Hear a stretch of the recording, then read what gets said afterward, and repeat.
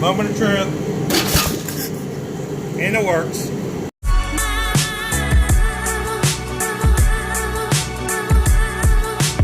Thought I'd make you guys a video on Cheap Hot Garage on how to make your own push button starter out of a doorknob. It's pretty simple. I guarantee you have everything at your house that you mostly need. If not, your local hardware store has everything. Very cheap, very inexpensive. So let's jump into it. This is an 86 Sportster, and I actually got this idea from a gentleman that I saw do a similar deal on a big twin bike. A little bit different setup, but yeah, in order to do it, it's super simple. If you have some of this at home, it's extremely inexpensive and cheap. The biggest thing you need to do, obviously I got everything ripped off from the side cover here to rear brake to everything, the exhaust, everything. The biggest thing you need to figure out is how your exhaust is going to fit while this is on here. So you got to kind of mock it up a little bit. And what I did is I just took this pipe, kind of set it back on there where it's going to sit. That way I know I had enough room there. Now, I would love it if it was a little bit closer, but as you can see with my pipe being the way it is, and I don't really want to beat on my pipe too bad, I had to bring it out a little bit in order for it to fit just right. So, I'm going to tear this apart real fast and take it over the bench and show you exactly what I did. All you'll need to do, because obviously you won't have any of this, it'll just be a cover. You can use a Phillips screwdriver or a 5/16 bit and take these out. This one's already a little loose.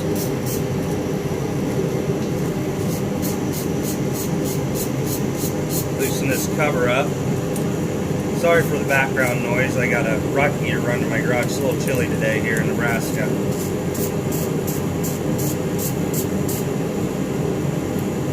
Just be kind of careful because there's a plunger behind there and there's always power running to your starter, so it'll spark if it touches anything, that plunger in there. Wait a second here. So once you take that cover off, take it off nice and slow. Don't lose your 3 bolts. This is the plunger I was telling you about. Pull it out nice and slow. This is what it's going to look like. You get a spring on the end. You pull this off fast, it'll shoot out at you. Also, I don't know if you can kind of see in there, there's these brass contact pieces. If yours are a little dirty, you might want to clean them up with some emery cloth or something like that. And also the back of this, because that's once that makes contact, what tells the starter to engage. Put it in there back nice and slowly, and go over to the bench and I'll show you exactly what I did. Here I have it all kind of tore apart, everything that's involved in the situation. What I did is, obviously this is a stock for where you're in a door handle that runs through the door, which both knobs hook to. And me being me, I didn't measure right, and I cut one end. Well, I needed thread, so then I had to cut it and then weld it back together, which was kind of a pain. But this is where you'll figure your length out, like I said prior, to where it needs to sit so you're not hitting your exhaust. Then I went to my local hardware store and all I bought was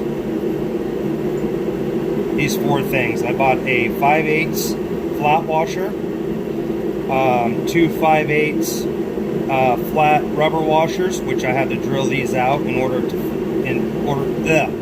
for it to fit.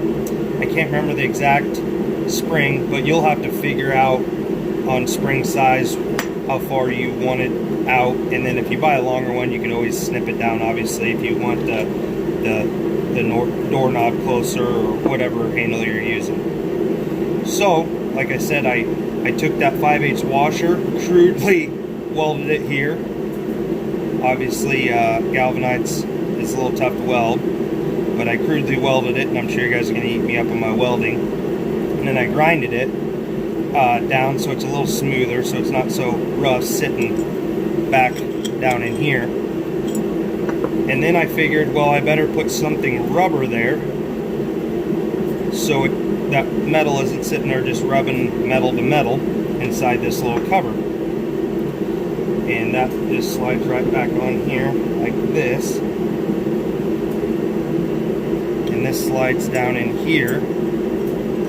And it sits right down in there. Now you do, I'm sure people are going to ask, there is quite a bit of room for where that plunger sits into this little cover. There's plenty of room in there for all this.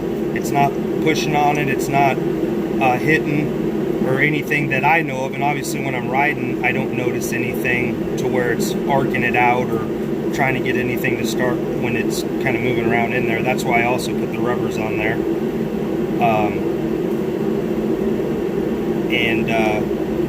Take this piece here, if I can get it back on there, it's pretty tight.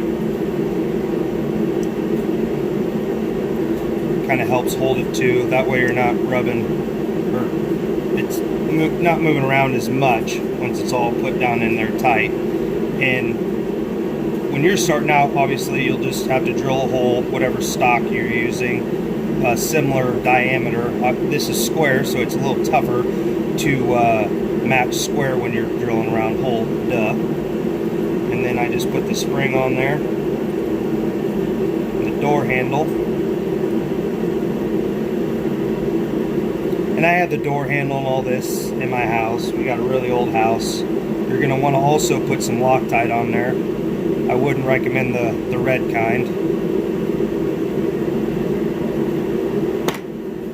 And there you go. And once you push on that, it just pushes out like that, which in turn pushes that plunger and starts your bike. Now it's always going to try to turn the motor over because there's always power running the starter, obviously, and the only way it'll start, duh, is if you turn the key on, so it'll fire. But there you go, that's about it. And throw the cover back on, throw everything else back on, and there you go. Now you got yourself a doorknob starter.